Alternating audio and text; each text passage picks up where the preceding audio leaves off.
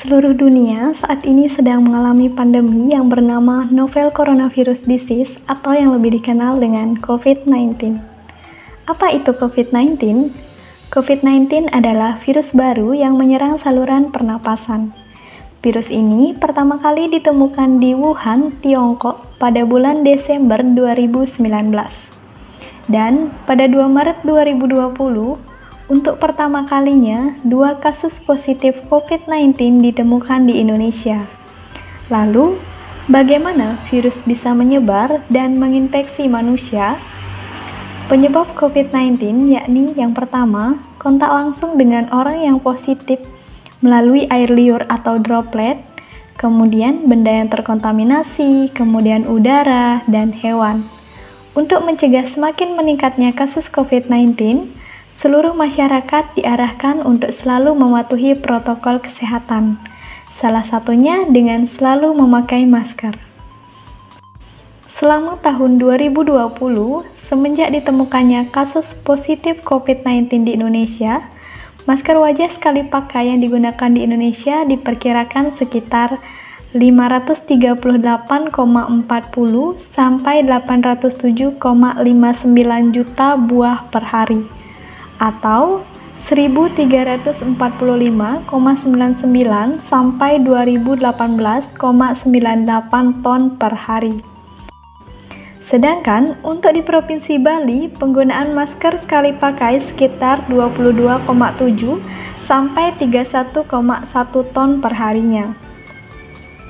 Lalu, hal ini menyebabkan banyaknya limbah masker sekali pakai yang memerlukan penanganan dan pengelolaan secara khusus. Lalu, bagaimana proses pengelolaan dan penanganan masker habis pakai? Adapun proses pengelolaan limbah masker habis pakai yaitu yang pertama, kita kumpulkan masker bekas pakai. Kemudian, yang kedua, kita lakukan desinfeksi dengan cara merendam masker menggunakan larutan desinfeksi klorin atau di masyarakat lebih dikenal dengan pemutih seperti ini. Kemudian kita tuangkan ke dalam air, kemudian kita rendam masker beberapa menit. Setelah selesai merendam, kita ubah bentuk masker dengan cara merusak bagian tali atau merobek bagian tengah masker.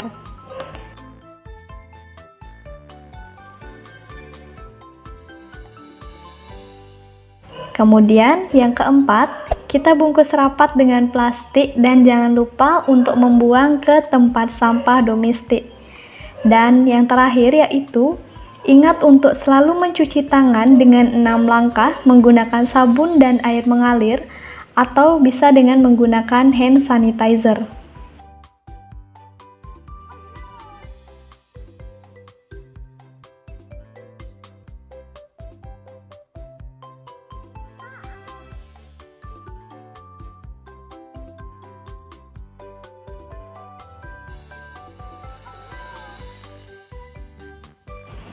Kemudian, jangan pernah membuang masker habis pakai secara sembarangan seperti ini.